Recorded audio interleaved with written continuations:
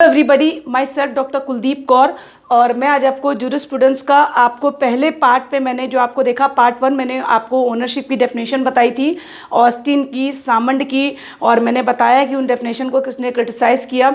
आप पूरी तरीके से समझ गए होंगे कि ओनरशिप का मतलब क्या होता है, ओनरशिप क्या चीज़ें हैं वो आपको समझ में आ गया। आज मैं आपको बताने जा रही हूँ कि ओनरशिप की कैरेक्टरिस्टिक क्या होगी, क्या ऐसी विशेषताएं हैं जिससे पता चलेगा कि एक व्यक्ति ओनर है। तो उन कैरेक्टरिस्टिक को मैं डिस्कस करने जा रही हूँ। मैं एक एक करके डिस्कस करूंगी कि कैरेक्टरिस्टिक ऑफ ओनरशिप। पहली चीज़ मैंने लिखा है एब्सोल्यूट और रिस्ट्रिक्टेड, एक्सक्लूसिव और लिमिटेड। इसका मतलब जो ओनरशिप का राइट है वो पूरी तरीके से एब्सोल्यूट है, पूर्ण मिलेगा। रिस्ट्रिक्टेड, कुछ उस पर शर्तें लगाई जा सकती हैं, वो कंडीशंस कब लगाई जाएंगी ये मैं अभी आपको बताऊंगी।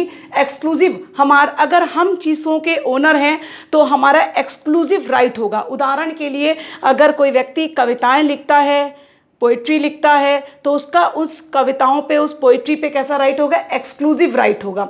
लिमिटेड, लिमिटेड का मतलब होता है सीमित। अब लिमिटेड शब्द को मैं आपको एक्सप्लेन करने जा रही हूँ। लिमिटेड का मतलब क्या होता है, हम कैसे लिमिट कर सकते हैं राइट को? विल के द्वारा।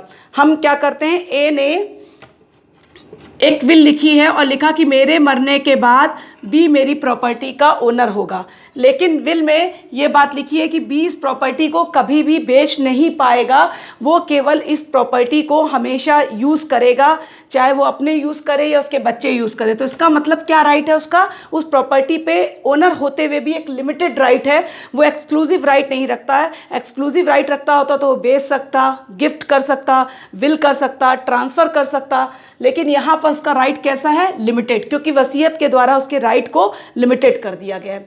दूसरी चीज़, एक और तरीके से लिमिट कर सकते हैं, लिमिटेड बाय लॉ, विधि के द्वारा सीमित। कब? जब एक ही वस्तु या संपत्ति के अनेक सहस्वामी होते हैं। एक प्रॉपर्टी है और उसके 4 ओनर हैं, एक प्रॉपर्टी है उसके 4 ओनर हैं, तो हर एक प्रॉपर्टी के ओनर का राइट कैसा है? लिमिटेड राइट है। कैसे? बी अपने घर के में किसी को इंटरफेयर नहीं करने देगा, सी अपने घर में, डी अपने घर में और ई अपने घर में।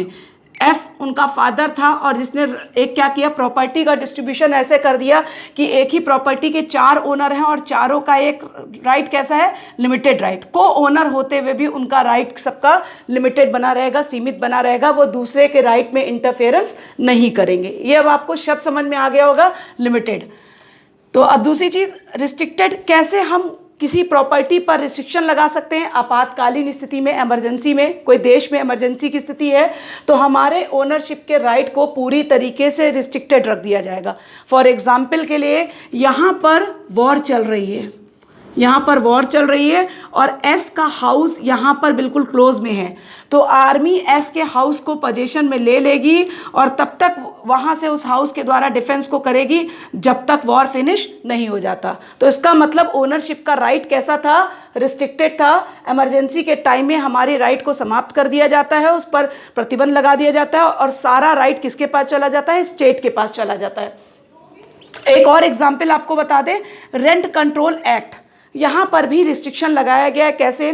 कि अगर कोई मकान मालिक होता है, जो ओनर होता है, जब भी वो किराएदार को, टेनेंट को प्रॉपर्टी किराए पर देता है तो उसे किस एक्ट का पालन करना पड़ता है? Rent control act. जो भी रेंट कंट्रोल अथॉरिटीज़ डिसाइड करते हैं उनके अलावा वो टेनेंट से और किराया वसूल नहीं कर सकता। इसका मतलब ओनरशिप का राइट हमारा कैसे हो गया? यहाँ पर एक रिस्ट्रिक्शन लग गया और लिमिटेड भी हो गया, एक शर्त भी लगा दी गई और हमारा राइट लिमिट में भी रख दिया गया। इसीलिए जब हम ओनर होते हुए भी अपनी प्रॉपर्टी को किराए पर देते हैं, टेनेंट्स को देते हैं, तो एक एग्रीमेंट करवा लिया जाता है। एक रिस्ट्रिक्शन रहता है किसके लिए? टेनेंट के लिए भी, कि वो 11 महीने के बाद वो मकान खाली कर देगा या फिर वो चाहे तो क्या कर सकता है, उसको आगे की ओर बढ़ा सकता है, लेकिन किसकी परमिशन से?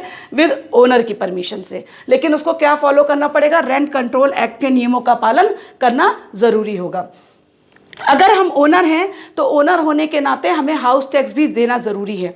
आप देखते होंगे हर साल आप अपने घर का हाउस टैक्स देते हैं, इस टैक्स को आपको देना होगा। अगर आप नहीं देते हैं तो स्टेट गवर्नमेंट आपके खिलाफ कार्रवाई कर सकता है, वो आपको नोटिस देता है कि आपको टैक्सेस पे करने हैं। ओनर होने के नाते भी हमें अपने राइट को क्या किया गया है? एक तरीके से रिस्ट्रिक्टेड और लिमिटेड रूप में लिया गया है। अगर हम अपनी प्रॉपर्टी को इस तरीके से यूज़ करते हैं कि दूसरे के राइट में इन्फ्रिंगमेंट हो, अति उल्लंघन हो, तो हम ओनर होने के नाते ये भी नहीं कर सकते हैं। क्यों नहीं कर सकते? केस का नाम टॉट का आपको याद आ गया होगा, जो मैंने लिखा है रायलैंड वर्सेस फ्लेचर। अगर आपको नहीं पता तो बता दें कि मान लीजिए हम ओनर हैं, हम अपने घर को इस तरीके से यूज़ नहीं करेंगे कि हमारे घर में हमने कुछ पॉन्ड बनवाया और पॉन्ड का पानी दूसरे के घर में अगर वो तालाब का पानी चला जाएगा और उसको नुकसान पहुंचाएगा तो हमारे खिलाफ कार्रवाई की जाएगी। ये नहीं कहा जाएगा हम ओनर हैं, हम अपनी लैंड को जिस तरह चाहे यूज़ करें। तो हम अपनी लैंड को इस तरीके से कभी भी यूज़ नहीं करेंगे कि इन्फ्रिंगमेंट हो, अति उल्लंघन हो और किसी दूसरे व्यक्ति को लॉस पहुंचे, इंजरी हो। अगर पहुंचती है तो वो क्लेम करने का क्या कर सकता है, वो हमसे क्लेम ले सकता है, कंपनसेशन ले सकता है। थर्ड चीज, ओनर माइनर को और अनसाउंड पर्सन को इमूवेबल प्रॉपर्टी पर कोई भी राइट नहीं दिया गया। ऐसा क्यों है कि एक अवैध को और अनसाउंड पर्सन को प्रॉपर्टी पर राइट नहीं दिया? क्यों? क्योंकि वो चीज़ों को समझने के लिए कैपेसिटी नहीं रखते हैं। कॉन्ट्रैक्ट पढ़ के आए हैं और बताया गया है कि माइनर के द्वारा किया गया कॉन्ट्रैक्ट शुरू से ही वॉइड एबो इनिशियो होता है। केस का नाम आपको याद आ गया होगा, मोहरी बीबी वर्सेस धर्मोदास घोष। तो माइनर और अनसाउंड पर्सन को किसी तरीके से इमूवेबल प्रॉपर्टी पर कोई भी राइट इसलिए नहीं दिया गया क्योंकि वो लीगल कैपेसिटी के अनुसार कॉन्ट्रैक्ट करने में कैपेबल ही नहीं है, इसीलिए उनको इस राइट से वंचित रखा गया है और वो ओनर नहीं कहलाएंगे। अगर किसी व्यक्ति की डेथ हो जाती है तो भी उसका ओनरशिप का राइट कैसा होता है? उसका ओनरशिप का राइट हमने कहा कि एक याद होगा आपको, मैंने फर्स्ट पार्ट में बताया कि ओनरशिप का राइट परपीचुअल होता है। परपीचुअल का मतलब होता है विच इज़ नेवर एंडिंग, जो कभी समाप्त ना हो। मेरी डेथ के बाद भी ओनरशिप का राइट किसके पास चला जाएगा? मेरे लीगल हेयर्स के पास, मेरे विधिक वारिसों के पास ये राइट चला जाएगा, क्योंकि ये राइट मैंने उनको ट्रांसफ़र कर दिया है। अगर कोई व्यक्ति ऐसा है जिससे मान लीजिए मैरिज ही नहीं की है या उसके परिवार में कोई भी व्यक्ति नहीं बचा है, तो एस एक आता है एक पर्सन और कहता है कि मैं इसका लीगल रिप्रेजेंटेटिव हूँ, तो उसको विधि की निगाह में, लॉ की आइज़ में ओनर मान लिया जाएगा। लेकिन लीगल रिप्रेजेंटेटिव होने के नाते वो क्या क्या साबित करे, कौन लीगल रिप्रेजेंटेटिव कहलाएगा ये भी बता दूं। ऐसा व्यक्ति जो डेथ व्यक्ति की प्रॉपर्टी में इंटरफेयर करे, इसकी प्रॉपर्टी है एस की, जेड की, उसकी प्रॉपर्टी में इंटरफेयर करे। अगर जेड ने कोई लोन लिया हुआ है, कोई भी लोन लिया हुआ है, XYZ कोई भी लोन लिया है, इस लोन को देने के लिए एस तैयार हो तो भी वो उसका लीगल रिप्रेजेंटेटिव माना जाएगा। और एस तब भी लीगल रिप्रेजेंटेटिव माना जाएगा जब वो क्या करे, जेड के सारे बाकी कामों को पूरा करे, तो भी वो विधि की निगाह में, आइज ऑफ लॉ, वो लीगल रिप्रेजेंटेटिव माना जाएगा। आज मैंने आपको एक कैरेक्टरिस्टिक बताई कि ओनरशिप की कैरेक्टरिस्टिक क्या होती है। आप फिंगर टिप्स पे याद रखेंगे, एब्सोल्यूट भी हो सकती है, रिस्ट्रिक्टेड भी हो सकती है, एक्सक्लूसिव भी हो सकती है, लिमिटेड भी हो सकती है। रिस्ट्रिक्टेड कब होगी ये भी बताया, ओनरशिप पे होने के बाद भी आप किस चीज़ को पे करेंगे, टैक्स को।